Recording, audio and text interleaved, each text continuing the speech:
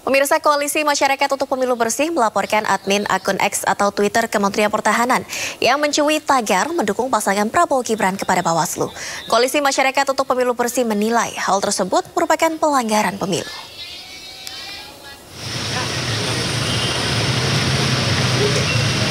Koalisi Masyarakat untuk Pemilu Bersih melaporkan dugaan pelanggaran pemilu yang dilakukan oleh akun media sosial X Kementerian Pertahanan.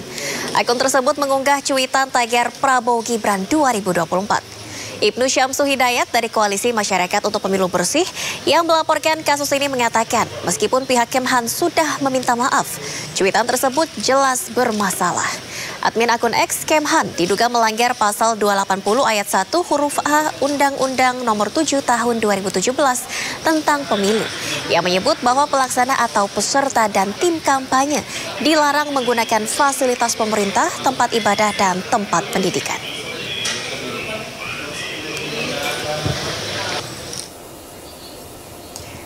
Sebelumnya, pemirsa, akun X Kemhan mendadak viral di dunia maya setelah tertangkap mencuit tagar Prabowo Gibran 2024 dan Prabowo Subianto. Cuitan ini pun menuai reaksi netizen yang mempertanyakan netralitas Kemhan dalam Pilpres 2024. Setelah cuitannya viral, admin Kemhan menghapus cuitannya lalu menyatakan sikap netral. Akun X Kemhan juga meminta maaf dengan alasan cuitannya salah pencet auto hashtag.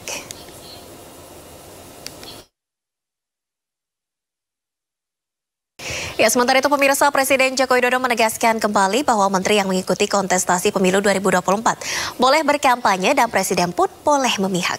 Hanya saja saat kampanye mereka tidak boleh menggunakan fasilitas negara. Hal ini disampaikan Jokowi saat menghadiri serah terima alutsista udara di Halim Perdana Kusuma. Ya, ini kan hak demokrasi, hak politik setiap orang.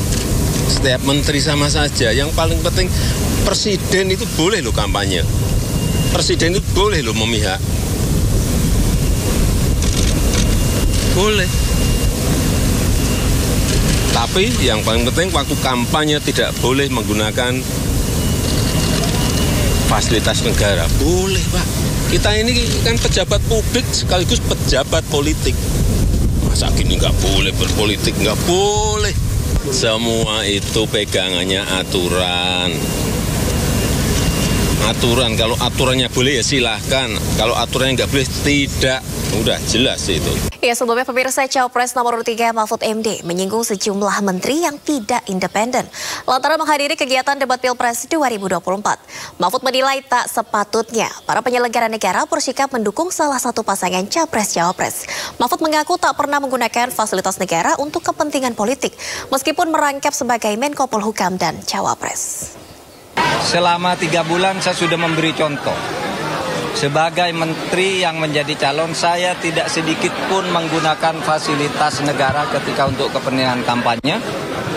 Kemudian juga, ya, saya juga tidak minta protokoler yang lebih dari yang ditentukan oleh pemerintah, oleh KPU dan sebagainya. Sehingga saya juga tidak pernah minta penjemputan, didampingi pejabat atau apapun, kecuali yang melekat secara hukum kepada saya diberikan oleh pemerintah. Dan ternyata di dalam perkembangannya saya melihat banyak atau adalah gejala-gejala di mana pejabat tidak se-fair saya di dalam melaksanakan tugas. Masih mencampur aduk antara keperluan politik dan keperluan dan tugas jabatan. Sehingga saya sudah merasa memang ya saya harus konsekuen untuk menyatakan bahwa saya akan menentukan sikap pada saatnya dengan baik-baik. Ya, pemirsa, Cawapres nomor 3 Mahfud MD memastikan akan mengundurkan diri dari jabatannya sebagai Menko Polhukam di Kabinet Presiden Jokowi. Mahfud mengatakan akan ada saatnya yang tepat ia akan mengundurkan diri secara baik-baik.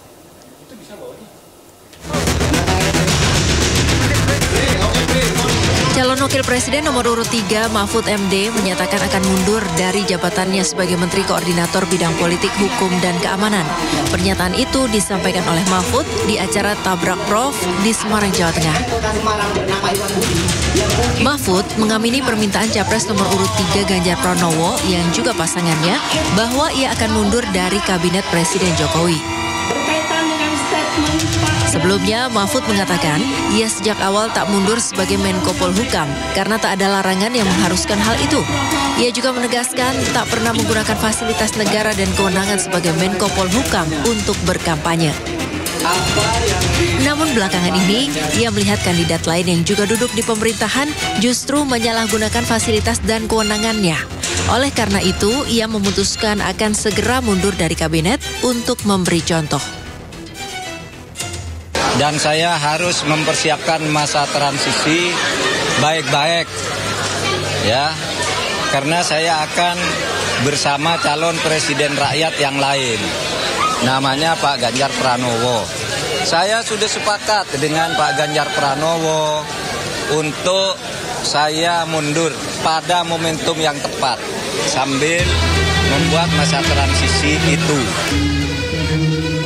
Sebelumnya, calon presiden nomor urut 3 Ganjar Pranowo mengaku telah berbincang dengan Mahfud MD dan menyarankan agar pasangannya mundur dari jabatannya sebagai Menko Polhukam. Mantan Gubernur Jawa Tengah ini melihat ada potensi konflik kepentingan jika seorang capres atau cawapres masih tetap menduduki jabatan publik setingkat menteri, gubernur, dan bupati atau wali kota. Saran itu juga Ganjar tunjukkan untuk capres nomor urut 2 Prabowo Subianto yang saat ini masih menjabat Menteri Pertahanan. Itulah yang sejak awal kita bicara apakah seorang yang sekarang menjabat di dalam jabatan publik, apalagi selevel menteri itu mundur atau tidak. Gubernur, bupati, wali kota mundur atau tidak. Semua di jabatan publik. Ketika keputusannya tidak dan diperbolehkan, maka ada potensi konflik of interest. Kami berdiskusi juga dengan Pak Mahfud pada soal ini. Itu ada potensinya loh, gitu. Kita mesti hati-hati. Ganjar juga menyoroti banyaknya pejabat yang kerap memanfaatkan fasilitas negara untuk berkampanye dengan berkedok kunjungan kerja. Tim Liputan iNews melaporkan.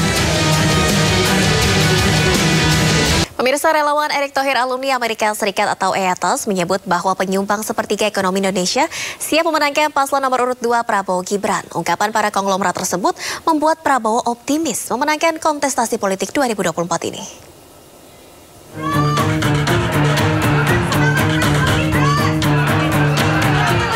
Dukungan demi dukungan digaungkan untuk pasangan calon presiden dan wakil presiden dalam kontestasi politik tahun 2024 ini. Salah satunya dukungan untuk pasangan calon nomor urut 2 Prabowo Subianto dan Gibran Rakabuming Raka. Salah satunya dukungan dari relawan Erick Thohir alumni Amerika Serikat atau ITAS. Para relawan berharap Prabowo Gibran menang dalam Pilpres 2024 karena dinilai pasangan yang cocok untuk memimpin Indonesia. Dalam pidatonya, Garibaldi Thohir atau yang dikenal dengan Boy Thohir yang mewakili relawan ITAS menyampaikan bahwa yang hadir dalam deklarasi merupakan penyumbang sepertiga ekonomi Indonesia yang siap memenangkan paslon nomor urut 2 Prabowo Gibran. Selain itu, relawan ITAS juga mengklaim pemilu 2024 kali ini akan dimenangkan pasangan 02 satu putaran. Sepertiga perekonomian Indonesia ada di sini, Pak. Jadi kalau mereka ada Victor tadi, you name it, Pak. Dari mulai Jarum Group, Sampurna Group, ada Rob Group, siapa lagi? Pokoknya grup-grup semua, Pak, ada di sini. Sementara dalam pidatonya saat menghadiri acara tersebut, Prabowo mengucapkan terima kasih serta merasa terhormat mendapatkan dukungan dari para konglomerat yang tergabung di ITAS itu dan optimis akan mendapatkan hasil baik. Ya, insya Allah saya kira ya. Insya Allah nanti hasilnya baik begitu. Dalam kesempatan tersebut, Prabowo juga menyebut pentingnya membangun iklim ekonomi dalam negeri demi menyongsong Indonesia Emas 2045. Dari Jakarta, Salam Rahmat Tri Julianti, iNews melaporkan. Pemirsa, Corporate Communication Manager Jarum Budi Darmawan membantah klaim dari Garibaldi Thohir terkait dukungan Jarum kepada pasangan Prabowo Subianto Gibran Rakabuming Raka. Klaim Boy Thohir ini sempat dinyatakan dalam acara relawan Erick Thohir alumni Amerika Serikat atau ITAS. Budi Darmawan selaku Corporate Communication Manager Jarum buka suara membantah pernyataan Garibaldi Thohir alias Boy Thohir yang menyatakan Jarum Group mendukung pasangan Prabowo Gibran. Pernyataan ini disampaikan Boy Thohir dalam acara pertemuan relawan Erick Thohir alumni Amerika Serikat atau ITAS di Jakarta pada Senin malam lalu.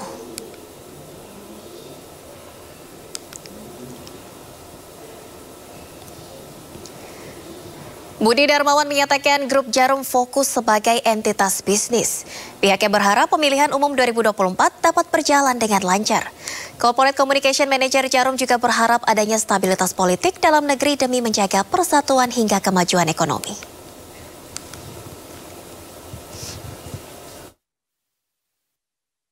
Pemirsa, calon presiden nomor urut 3 Ganjar Pranowo merespons adanya surat suara di Taiwan yang sudah dalam kondisi tercoblos pada nomor urutnya. Ganjar mendorong dilakukannya pengecekan sehingga isu tersebut bisa diluruskan. Harga berasnya. Penegasan Ganjar Pranowo tentang kabar adanya surat suara di Taiwan yang telah tercoblos segera diluruskan, disampaikan calon presiden nomor urut 3 itu di sela kampanye di Kendal, Jawa Tengah. Ganjar meminta agar segera dilakukan pengecekan meskipun yang tercoblos adalah gambar paslon nomor 3. Ganjar berharap agar tidak ada lagi yang berbuat curang dalam kontestasi Pilpres 2024 ini. Sebelumnya viral di media sosial video surat suara yang sudah tercoblos. Perekam video menarasikan surat suara yang diterima tercoblos ke paslon Ganjar Mahfud. Oh ya, boleh nanti itu kita kita cek ya siapa dan bagaimana, karena beberapa isu semacam ini terjadi. Yang penting tidak boleh ada yang curang, termasuk yang kalau itu menyebut dari kami 03 harus segera diluruskan. KPU harus segera melihat, Bawaslu harus segera menindak, dan itu harus segera diluruskan. Sementara Ketua Divisi Teknis KPU, Idam Holik di Jakarta, menyatakan telah mengkonfirmasi terkait informasi video viral tersebut kepada Panitia Pemilihan Luar Negeri PPLN Taipei. Hasilnya, informasi tersebut terindikasi kuat sebagai disinformasi. Idham memastikan proses pengemasan surat suara yang dikirim melalui pos dipantau melalui CCTV. Dari Kendal, Jawa Tengah, Faisal Rinaldi Sutrisno, iNews melaporkan. Pemirsa, Ketua Umum DPP Partai Perindo Haritanu Sudibyo mendampingi calon presiden nomor urut 3 Ganjar Pranowo mendatangi Gedung Persekutuan Gereja-Gereja Indonesia di Salemba, Jakarta Pusat. Kedatangan HT bersama Ganjar untuk berdialog dengan para pengurus PGI terkait kebangsaan untuk menuju masa depan.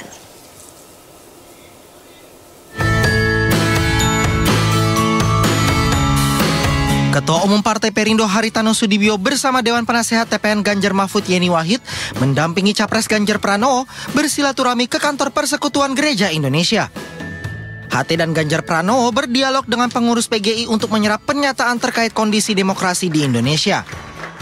Kondisi demokratisasi yang sekarang sedang berjalan, apalagi menjelang pencoblosan, banyak distorsi yang terjadi. Kemarin muncul video di Medan umpama briefing kepada para guru, ya. Pasti yang merekam itu juga rasanya tidak nyaman, maka kemudian bocor. Atau di Batubara, Kabupaten Batubara yang ramenya minta ampun, ya. Kemudian semua tidak mengakui. Sebenarnya cara-cara seperti ini harus dibuktikan dengan teknologi, dengan ilmu pengetahuan. Udahlah, itu digital forensik aja biar kita tahu. Kita harapkan adalah demokrasinya substansial, tidak hanya sekedar prosedural mekanik, tetapi nilai-nilai kejujuran, kesetaraan, keterbukaan itu betul-betul ditunjukkan, dan negara hadir sebagai penyelenggara, negara hadir dengan penuh netralitas. Pertemuan ini mendapat respon positif dari pengurus PGI yang menilai Ganjar Pranowo sebagai salah satu putra terbaik bangsa. Respon sangat positif, mereka terkesan, tersirat, bahkan juga ada yang secara eksplisit ingin Ganjar Mahfud itu yang memenangkan pemilu tahun ini. Dalam dialog itu, Ganjar meminta agar tokoh agama untuk mengawal pemilu agar berjalan dengan baik tanpa adanya kecurangan selama perjalanannya pemilihan umum. Dari Jakarta, Amrina Rida, Abdul Roshid, Rian Rahman, iNews melaporkan. Ya, pemirsa, jelang pemilu 2024, Partai Perindo secara masif mengajak seluruh warga yang memiliki hak pilihnya untuk tidak golput. Tata cara pencoblosan surat suara juga disosialisasikan agar masyarakat teredukasi dengan baik.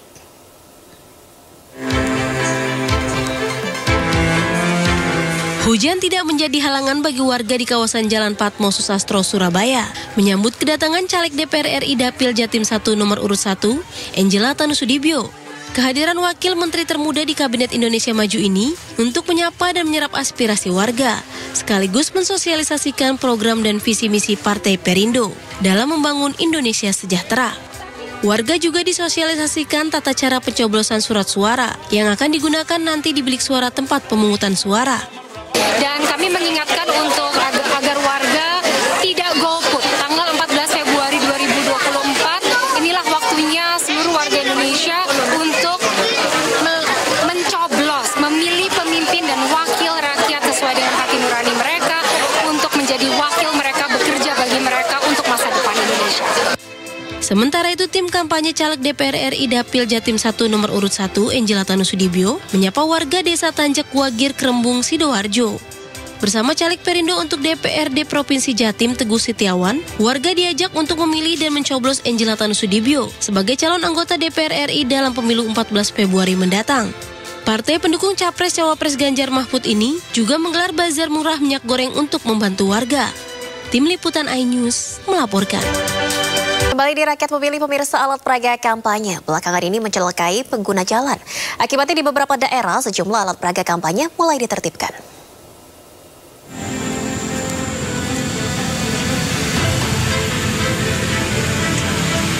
Badan Pengawas Pemilu atau Bawaslu Kota Jakarta Utara mencopot alat peraga kampanye di flyover Jalan Yosudarso, Kelapa Gading, Tanjung Priuk, Jakarta Utara.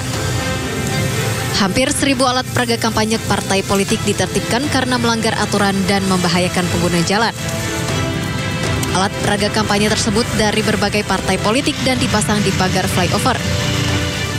Penertiban ini dilakukan karena keluhan warga terkait alat peraga kampanye milik partai politik maupun calon legislatif yang membahayakan pengguna jalan. Setelah dicopot, alat peraga kampanye dibawa petugas dan akan disita agar tidak menyalahi aturan kembali.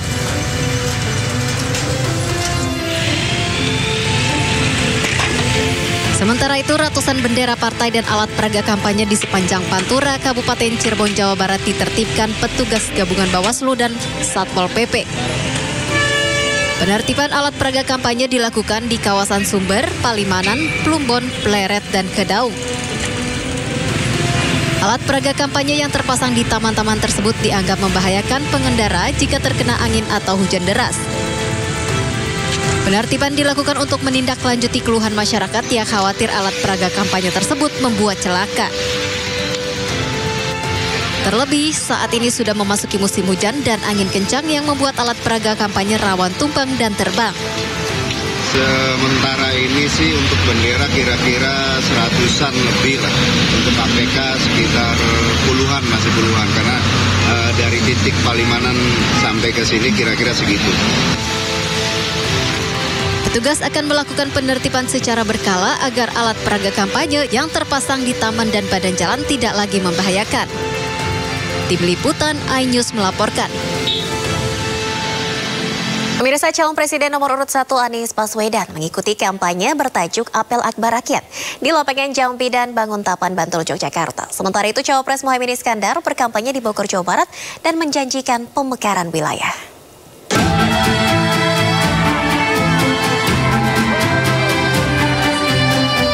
Calon Presiden nomor urut 1 Anies Baswedan disambut ribuan simpatisan dan pendukung saat berkampanye di lapangan Jambidan, Banguntapan, Bantul, Yogyakarta.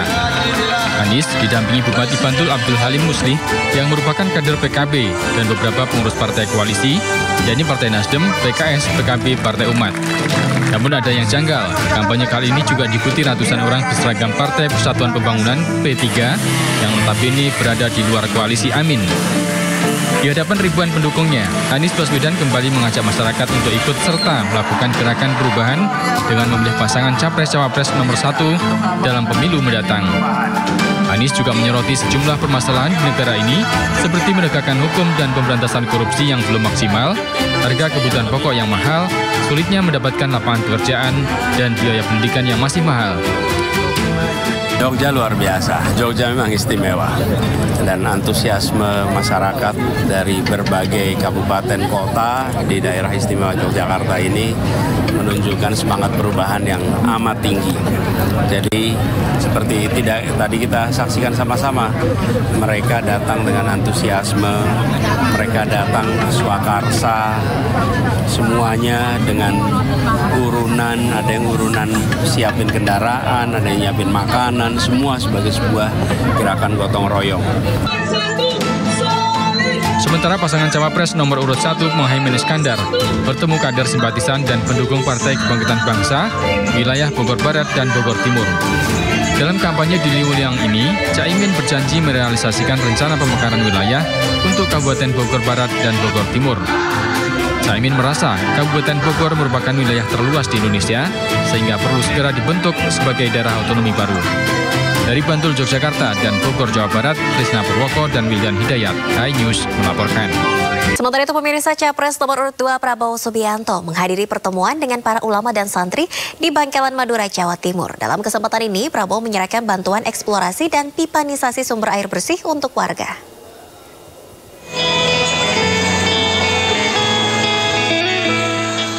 Disambut ribuan orang dan para wali santri, Prabowo Subianto datang dalam rangka kunjungan kerjanya sebagai Menteri Pertahanan di Pondok Pesantren Al-Anwar, Kecamatan Modung, Kabupaten Bangkalan. Warga pun berkali-kali meneriakkan Prabowo Presiden, yang dibalas dengan lambaian tangan oleh Prabowo. Menhan Prabowo Subianto kali ini meresmikan bantuan 15 sumur bor dan pipanisasi yang tersebar di 4 kabupaten di Pulau Madura, yakni Bangkalan, Sampang, Sumeneb, dan Kabupaten Pamekasan. Pihak pondok pesantren pun bersyukur atas bantuan sumur bor dan pipanisasi air bersih karena sangat bermanfaat bagi masyarakat. Pun juga pipanisasi.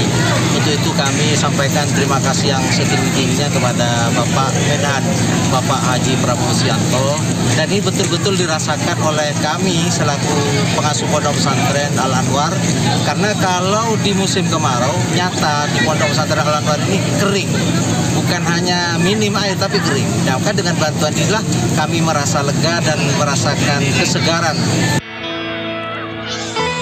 Selain dihadiri masyarakat dan wali santri, kunjungan kerja Menteri Pertahanan Prabowo Subianto juga dihadiri sejumlah pejabat daerah, termasuk Wakil Gubernur Jawa Timur, Emil Dardak. Dari Bangkalan, Madura, Jawa Timur, Taufik Syahrawi, iNews melaporkan. Ya, pemirsa, sedangkan calon wakil presiden nomor urut 2 Gibran Rakabuming Raka menyambangi pondok pesantren di Batang, Jawa Tengah. Gibran memaparkan visi misi di hadapan ribuan santri terkait dana abadi pesantren.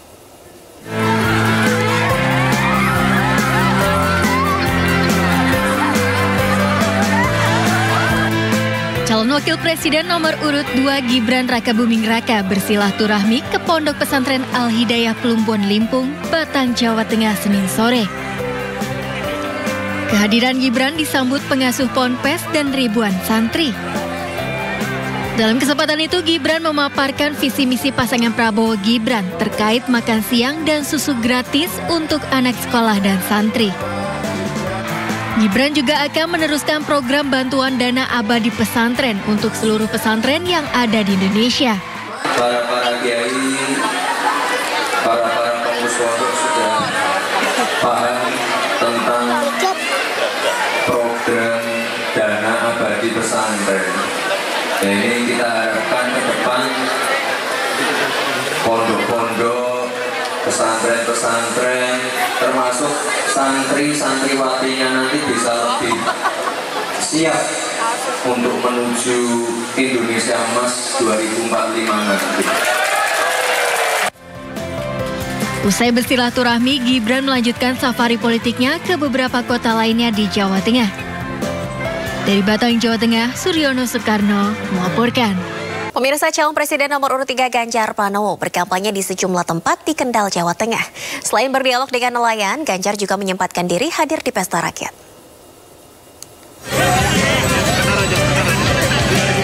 Hari ketiga kampanye akbar, Capres nomor urut 3 yang didukung Partai Perindo Ganjar Pranowo mendatangi tempat pelelangan ikan di Kecamatan Rawosari, Kendal, Jawa Tengah. Kedatangan Ganjar disambut ratusan nelayan dan masyarakat setempat. Saat berdialog dengan nelayan, Ganjar berjanji akan memberikan fasilitas untuk para nelayan. Di antaranya dengan program hapus kredit macet petani dan nelayan yang masuk dalam program unggulan Ganjar Mahfud. Berapa harga berasnya? Ganjar juga menyempatkan diri datang di acara Pesta Rakyat di Lapangan Sambong Sari, Kabupaten Kendal. Selain puluhan ribu warga Kendal, acara Pesta Rakyat juga dihadiri para kader partai koalisi serta relawan pendukung Ganjar Mahfud. Datang sangat penuh, ini menunjukkan kesiapan dan antusiasme masyarakat Kendal dan sekitarnya. Mudah-mudahan ini energi buat kita, buat Ganjar Mahfud. Dan saya menyampaikan terima kasih atas dukungannya. Ada dari fraksi PDI Perjuangan, ada banyak caleg yang hari ini ikut hadir ya, dari berbagai partai pengusung, dan mudah-mudahan optimisme makin terbangun. Menurut Ganjar, meriahnya acara Pesta Rakyat menunjukkan kesiapan masyarakat Kendal dalam mendukung pasangan Ganjar Mahfud. Dari Kendal, Jawa Tengah, Faisal Rinaldi dan Sutrisno, iNews melaporkan. Pemirsa, Muhammad Zinedine Alam Ganjar menghadiri acara main bareng dan talk show bersama komunitas e-sports di Kota Semarang, Jawa Tengah. Putra calon presiden nomor urut 3 ini mengajak lebih serius menekuni e-sport karena terdapat berbagai peluang kerja bagi anak muda. Di lokasi lain, Capres nomor urut 1 Anies Baswedan menikmati suasana malam di kawasan Malioboro, Kota Yogyakarta. Datang jauh-jauh. Ini by the way, kalau misalnya tadi Muhammad Zinedine Alam Ganjar atau akrab disebut Alam Ganjar menghadiri acara Satset Main Bareng dan talk show bersama komunitas e-sports Kota Semarang. Hadir sebagai pembicara, Alam Ganjar memaparkan tantangan dan prospek dunia e-sports ke depan. Alam Ganjar menyebut hobi e-sports jika ditekuni dengan serius bisa menciptakan peluang kerja bagi anak muda. Sports ini tentu bisa menjadi salah satu modal utama bagaimana teman-teman yang memiliki hobi di e-sports sebagai penunjang keseharian mereka sebagai pekerjaan. Selain memberikan pencerahan, Alam Ganjar juga mengajak main bareng dengan sejumlah penghobi e-sport. Alam juga mengajak ratusan pengikutnya untuk menulis harapan pada secari kertas dan ditempelkan pada poster putih bertuliskan "Kutitipkan Indonesia ke pundakmu" bergambar Ganjar Mahfud. Pemirsa, lembaga survei Carta Politika mengungkap tren elektabilitas paslon nomor 3 Ganjar Mahfud rebound dibandingkan dengan 2 paslon lainnya. Dalam survei Carta Politika bulan Desember 2023, elektabilitas Ganjar Mahfud sebesar 26,5%. Dan menurut hasil survei yang digelar pada 4 hingga 11 Januari 2024, elektabilitas Ganjar Mahfud meningkat 1,5% menjadi 28%. Kenaikan tren elektabilitas Ganjar Mahfud melampaui 2 paslon lainnya, yakni Anies Muhaimin yang hanya meningkat 0,4%, dan paslon nomor urut 2 Prabowo Gibran yang justru turun 1,4%.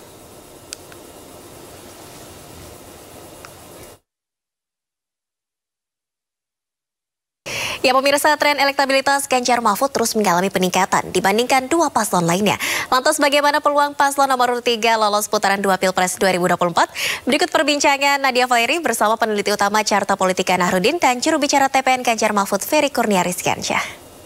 Memang survei Carta Politika ini pada periode 14 Januari yang kita rilis pada hari Minggu di 21 Januari memang menemukan ada beberapa tren yang berbeda dibanding di bulan Desember.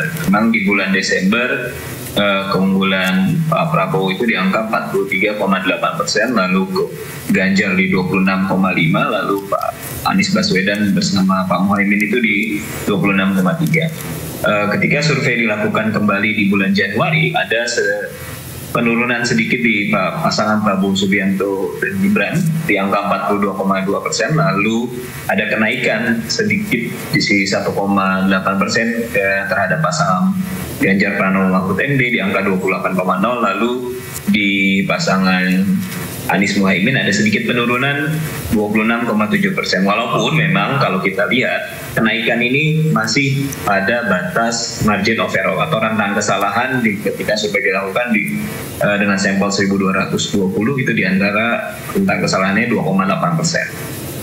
Baik, dengan peningkatan elektabilitas 1,8% menjadi 28%, seberapa besar peluang Ganjar Mahfud masuk putaran 2 Pilpres 2024 menurut Carta Politika, Pak Nahrudin? Kalau kita lihat dari trennya, memang ada kemungkinan potensi itu dimiliki lebih kuat oleh pasangan Ganjar Mahfud. Tapi juga tidak juga mengurangi juga potensi yang dimiliki oleh Anies Muhaimin. Karena memang kalau kita lihat batas kenaikan ini masih di bawah margin of error. Baik, dari hasil survei kemarin, kira-kira faktor apa saja yang membuat elektabilitas Ganjar Mahfud terus meningkat? Apakah ini ada pengaruh dengan debat Cawapres terakhir mungkin? Karena kan ada beberapa sentimen negatif atau sentimen negatif yang cukup tinggi kepada paslon 02. Ya memang kalau kita lihat berdasarkan hipotesa kami, berdasarkan yang ramai di media sosial atau ramai diperbincangkan oleh masyarakat, memang kenaikan terbesar pasangan Prabowo Gibran ini kan setelah pasca deklarasi itu, setelah pasca deklarasi di bulan Desember itu sampai 4-5% kenaikan pasangan ini mendapatkan suara. Lalu ketika masa kampanye mulai bergulir, ketika debat itu sudah mulai dilaksanakan, ada kecenderungan stagnasi atau ada kecenderungan penurunan dari pasangan Prabowo Gibran. Jadi dimungkinkan memang masyarakat juga mulai melihat, mulai mencari tahu kandidat yang mereka pilih atau kandidat yang belum mereka pilih. Sejauh mana menyampaikan pandangannya, visi misinya atau ide-idenya terkait kondisi negara kita saat ini. Baik, ada penurunan dan stagnasi di paslon lain, namun Ganjar Mahfud rebound justru ya setelah debat Cawapres terakhir. Kita ke TPN, Kang Ferry. Bagaimana ini TPN melihat tren elektabilitas Ganjar Mahfud yang terus meningkat? Apa tanggapannya, Kang Ferry?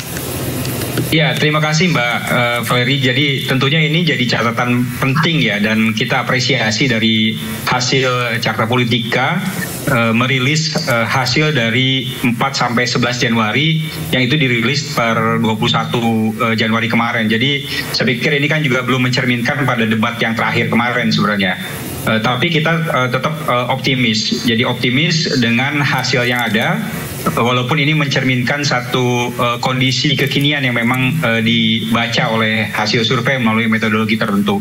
Dan kalau kita lihat dari margin of error-nya kan seperti itu, kita masih masuk di dalam rentang margin of error yang memang agak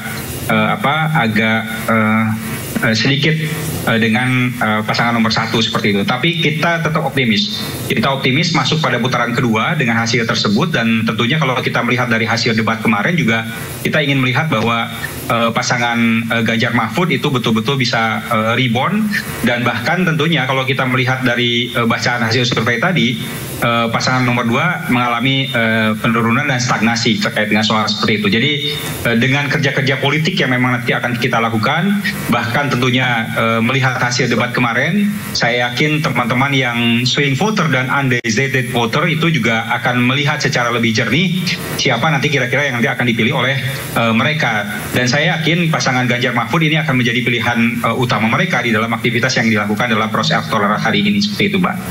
Baik, TPN optimis elektabilitas Ganjar Mahfud akan terus meningkat ya. Kang Ferry, mungkin dari TPN sendiri melihat apa yang saat ini membuat elektabilitas Ganjar Mahfud terus melonjak, dan apa yang masih akan dievaluasi agar tren ini terus meningkat, tren kenaikan elektabilitas Ganjar Mahfud? Ya, setidaknya dalam dua konteks. Yang pertama adalah terkait dengan kedirian dari pasangan calon kami, yaitu Ganjar Mahfud sendiri, adalah dengan personality yang saya pikir bisa dirasakan betul oleh masyarakat yang ada, dengan kesederhanaannya, dengan energiknya, dengan menyapa masyarakat secara langsung. Bahkan Mas Ganjar sendiri sampai merasakan betul bagaimana getir nadi masyarakat yang ada. Itu juga menjadi bagian yang sangat penting dalam konteks aktivitas yang kita lakukan. Yang lainnya adalah terkait dengan soal bagaimana upaya-upaya yang memang dilakukan dalam kerja-kerja politik secara kelembagaan, baik itu oleh partai politik pengusung, tentunya dengan teman-teman para relawan yang luar biasa, bahkan komunitas-komunitas yang memang ikut mendukung Ganjar Mahfud di dalam aktivitas-aktivitas yang dilakukan. Jadi saya pikir dengan sinergitas seperti ini, ya insya Allah dengan kondisi hasil catatan Carta Politika kita mengalami rebound, dan kita juga optimis ke depannya mungkin akan sedikit mendekati pasangan yang memang sekarang sudah naik tingkat elektabilitasnya. Tapi bisa jadi mungkin nanti kita akan bersaing tipis. Tapi kita optimis akan masuk pada putaran kedua, dan nanti di putaran kedua, insya Allah dengan segala ikhtiar yang kita lakukan, kita akan optimis memenangkan Pilpres 2024 ini. Baik, Kang Ferry, ini kan nanti akan ada debat terakhir 4 Februari 2024 mendatang. Mungkin dari TPN sendiri apa yang akan kembali ditingkatkan oleh pasangan Ganjar Mahfud? Karena kan kalau kita melihat debat kemarin ini memang cukup banyak serangan yang dibuat oleh paslon lain. Ini kira-kira apa yang akan menjadi strategi di debat selanjutnya?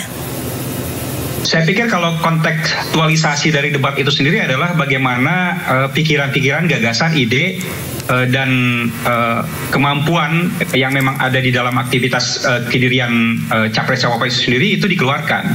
Kita insya Allah secara substansial akan banyak memberikan satu catatan-catatan pemikiran untuk bagaimana membangun bangsa negara ini. Kita tidak akan menampilkan gimmick-gimmick dan kita tidak akan menutupinya dengan gimmick-gimmick yang ada, kan seperti itu. Jadi insya Allah kita akan melakukan upaya-upaya proses debat ini sehingga masyarakat bisa menilai secara jernih.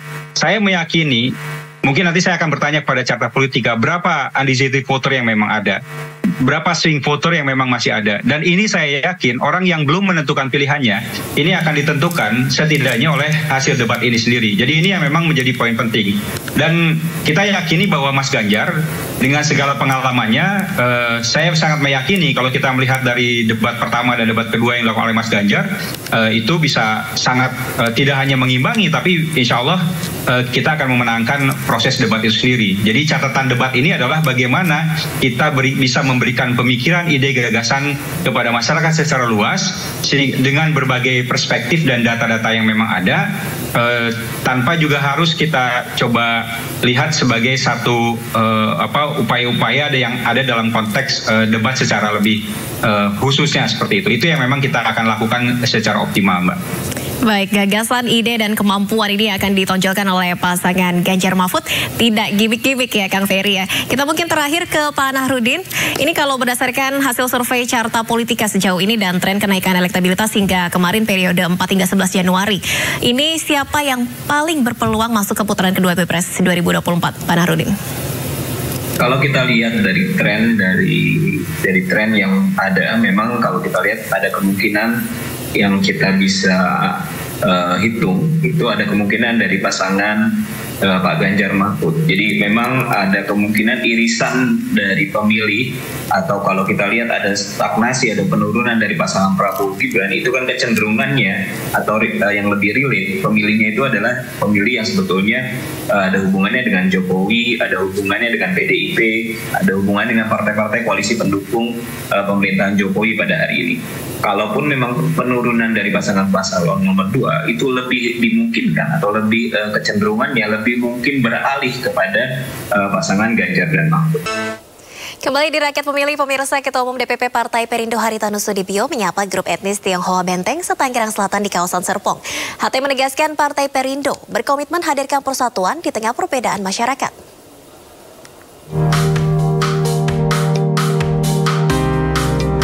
Kedatangan Ketua Umum Partai Perindo Haritanu Sudibyo disambut hangat dan sukacita oleh ratusan etnis Tionghoa Setanggerang Selatan.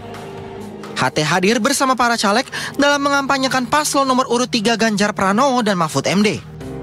HT menegaskan kehadiran Partai Perindo untuk mewujudkan persatuan dan kesejahteraan di tengah perbedaan suku, agama, ras, dan golongan. Kalau kader-kader kita duduk di Dewan sebagai wakil rakyat, saya bisa menjamin kita pasti akan berjuang betul-betul untuk Indonesia. Berjuang untuk apa? Kesejahteraan. Bagaimana kemiskinan itu bisa cepat terhapuskan dari Indonesia. Supaya ketemburan sosial itu bisa cepat diatasi. Ya, karena itu isu yang paling gampang diangkat. Suku, etnis, agama itu paling gampang. Melalui Ramah Tamah ini kita mau membuktikan kepada masyarakat bahwa Partai Perindo is the best. Untuk kesejahteraan rakyat, benar-benar berkualiti. Ketumnya sangat membanggakan. Pada kesempatan ini, HT juga mensosialisasikan tata cara pencoblosan kertas suara pada pemilu 2024. Tim Liputan iNews melaporkan. Pemirsa, calon ibu negara Siti Atiko hadir dalam podcast milik politikus PDIP Rano Karno. Pemeran Sidul anak sekolah ini juga menjamu makan siang istri Ganjar Pranowo yang hadir bersama Ketua Umum DPP Partai Perindo Haritanu Sudibyo dan Ketua Umum DPP Kartini Perindo Liliana Tanu Sudibyo.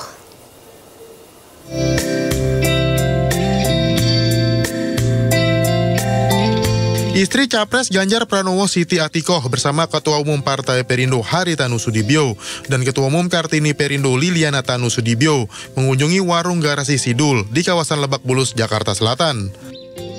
Kunjungan ini bertujuan untuk pembuatan podcast yang menjadi bagian dalam mensosialisasikan visi misi pasangan Capres-Cawapres nomor urut 3 Ganjar Mahfud. melalui platform media digital milik politikus PDIP yang juga mantan Gubernur Banten Rano Karno. Saya berada di rumah Pak Rano Karno. Baru saja ada acara, ada buat tikoh di sini, acara podcast. Jadi bincang santai mengenai kegiatan selama ini, termasuk kampanye, pertemuan masyarakat, ya. Dan sangat menarik sekali.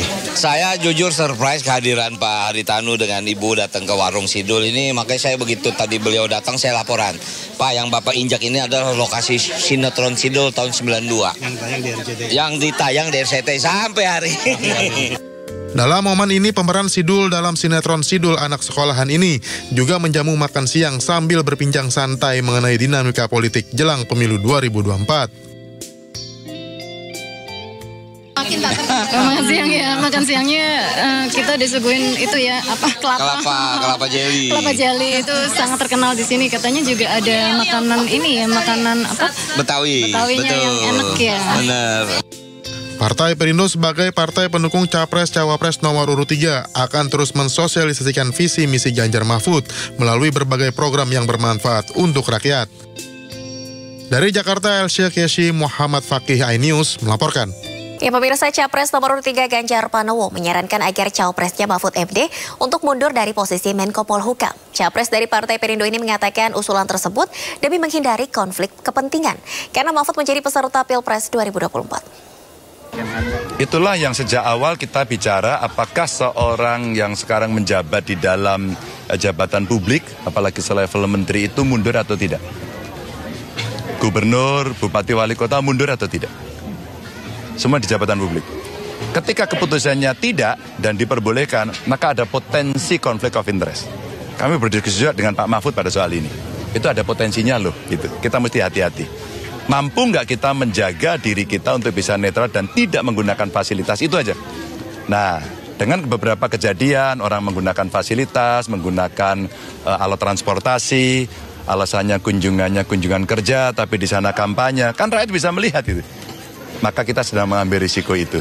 Maka saya sarankan mundurlah, rubahlah aturan, gitu. Termasuk Pak Mahfud. Jadi. Ya, pemirsa, dalam penyampaian visi misinya di debat Cawapres Minggu malam kemarin, Mahfud MD menyebut program food estate gagal dan merusak lingkungan. Sementara saat sesi tanya jawab Gibran bersikukuh, program food estate ada yang berhasil. Namun ia juga mengakui bahwa food estate ada yang gagal. Kami akan gunakan empat tolak ukur itu. Tetapi saya tidak melihat pemerintah melakukan langkah-langkah apa sih yang diperlukan ini untuk menjaga kelestarian lingkungan alam kita. Maka kami punya program petani bangga bertani di Laut Jaya, nelayan sejahtera. Jangan misalnya seperti food estate yang gagal dan merusak lingkungan. Yang benar aja, rugi dong kita. Terima kasih. Assalamualaikum warahmatullahi wabarakatuh. Baik, terima kasih Pak Mahfud. Baik, terima kasih kepada ketiga calon wakil presiden kita. Dan hadirin sekalian, ini saatnya kita memberikan apresiasi kepada ketiga calon wakil presiden kita. Silakan berikan apresiasi kepada Bapak Muhaimin Iskandar, Bapak Gibran Rakabuming Raka, dan Bapak Mahfud MD. Terima kasih Prof. Mahfud untuk evaluasinya. Sekali lagi saya mohon maaf jika ada kata-kata saya yang salah. Tapi sekali lagi, ini harus kita evaluasi. Dan kita jangan memberikan narasi-narasi yang menakutkan kepada warga. Intinya adalah program-program yang sudah berjalan sekarang. Nomor 1 dan nomor 3 ini kan kompak. Food estate gagal. Saya tegaskan sekali lagi Pak. Memang ada yang gagal. Tapi ada yang berhasil juga yang sudah panen. Misalnya di Gunung Mas, Kalteng. Itu sudah panen jagung, singkong. Itu Pak. Cek saja nanti ininya. Cek saja datanya. Intinya adalah warga jangan diberikan narasi-narasi yang menakutkan. Kita harus optimis Pak. Bapak-bapak ini adalah calon-calon pemimpin, harus optimis. Jangan memberikan narasi-narasi yang menakutkan kepada warga dan masyarakat. Waktunya masih. Baik, waktunya habis. Baik, waktunya habis. Cukup.